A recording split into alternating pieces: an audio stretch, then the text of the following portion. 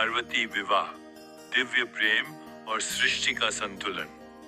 सृष्टि के आदिकाल में जब त्रिलोक में संतुलन बनाना आवश्यक था, तब आदिशक्ति स्वयं पृथ्वी पर जन्म लेकर शिव से विवाह करने का संकल्प ले चुकी थी।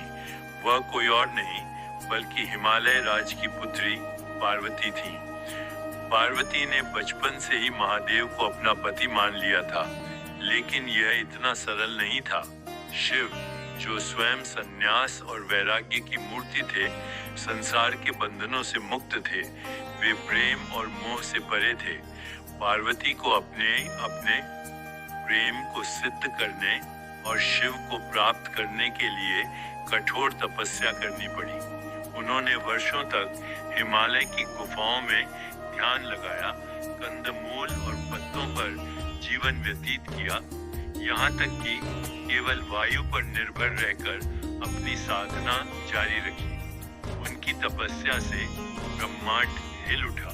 अंततः शिव प्रकट हुए और पार्वती की भक्ति एवं निस्वार्थ प्रेम को स्वीकार किया। परंतु केवल प्रेम ही इस विवाह का कारण नहीं था। सृष्टि के संतुलन और लोक कल्याण के लिए शिव और पार्वती का मिलन अनिवार्य था। देवताओं ने भी इस विवाह का समर्थन किया, क्योंकि केवल इनके मिलन से ही महाशक्तिशाली पुत्र का जन्म हो सकता था, जो भविष्य में अधर्म का विनाश करेगा। हिमालय की पवित्र भूमि पर आज अनोखी हलचल थी। चारों दिशाओं में मंगल ध्वनियां गूंज रही थी। समस्त देवता, ऋषि मुनि और गंधर्व प्रसन्नता से भरे थे। कारण था स्वयं महादेव का विवाह। कैलाश पर्वत से जब शिव शंकर अपनी बारात लेकर निकले, तो वह एक दिव्य और अद्भुत दृश्य था। परंतु यह कोई साधारण बारात नहीं थी। शिव की बारात में भूत, प्रेत, पिशाच, नाग, राक्षस, गंधर्व, यक्ष, किन्नर और देवता सभी उपस्थित थे। कुछ के चेहरे विकराल थे, कुछ के शरीर हड्डियों के ढांचे समान लग रहे थे। कोई जोर जोर से अट्टहास कर रहा था, तो कोई नृत्य कर रहा था। शिवजी स्वयं बैल नंदी पर सवार होकर चले। उनके गले में नागों की माला थी, शरीर पर भस्म लिपटती थी और हाथ में त्रिशूल था। इधर हिमालय राज की नगरी में विवाह की तैयारियां जोरों पर थी। माता मेना और हिमालय राज अपनी पुत्री पार्वती के विवाह को लेकर अत्यंत प्रसन्न थे। लेकिन जब शिवजी की बारात हिमालय के द्वार पर पहुंची, तो सभी स्त्री पुरुष भयभीत हो उठे।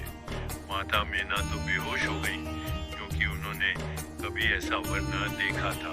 भस्म से लिपटा हुआ, भूत पिशाचों से घिरा हुआ, रुद्र रूप में साक्षात संहारकर्ता। देवताओं ने स्थिति संभाली। भगवान विष्णु, ब्रह्मा और नारद मुनि ने माता मेना को समझाया कि शिवजी कोई साधारण देव नहीं, बल्कि संपूर्ण ब्रह्मांड के अधिपति हैं। फिर शिवजी ने अपनी माया से स्वयं को दिव्य रूप में प्रकट किया। गले में सोने के आभूषण, रत्नों से जड़ा मुकुट, शरीर पर सुगंधित चंदन और रत्न जड़ित वस्त्र। अब सभी आश्वस्त हो गए कि यह कोई भूत प्रेतों का स्वामी नहीं, बल्कि स्वयं त्रिलोकीनाथ है। फिर वह शुभ क्षण आया जब महादेव और पार्वती विवाह बंधन में बंधे। सप्तर्षियों ने वैदिक मंत्रों का उच्चारण किया। अग्नि को साक्षी मानकर पार्वती ने शिव को पति रूप में स्वीकार किया। शिवजी ने मां पार्वती की मांग में अपने हाथ से सिंदूर भरा और प्रेम पूर्वक उनका हाथ थामा। समस्त ब्रह्मांड ने इस दिव्य युगल का वंदन किया। देवताओं ने पुष्पों की वर्षा की, गंधर्वों ने मधुर गीत गाए और संपूर्ण सृष्टि इस पावन विवाह के आनंद में मग्न हो गई। यह न केवल दो आत्माओं का मिलन था, बल्कि शिव और शक्ति का संगम था, जो सृष्टि के संतुलन के लिए आवश्यक था। अब वह क्षण आया जिसे हर माता पिता के लिए सहन करना कठिन होता है, बेटी की विदाई। माता मीना ने पार्वती को गले लगाया और अश्रुपूर्ण नेत्रों से कहा, बेटी, तू आज से कैलाश की अधिष्ठात्री है। वहां सब कुछ अलग होगा, पर तू साक्षात आदि शक्ति है। तेरा कर्तव्य संसार का कल्याण करना है। शिव जी ने प्रेम पूर्वक माता मीना को प्रणाम किया और कहा, माता चिंता न करें, मैं सदा आपकी पुत्री का सम्मान और स्नेह करूंगा। फिर पार्वती जी शिव जी के साथ उनके वाहन नंदी पर बैठकर कैलाश की ओर प्रस्थान करने लगी। देवताओं ने मंगल गान गाया, ऋषियों ने आशीर्वाद दिया और आकाश से पुष्पों की वर्षा हुई। कैलाश पहुंचते ही पार्वती ने अपने नए जीवन की शुरुआत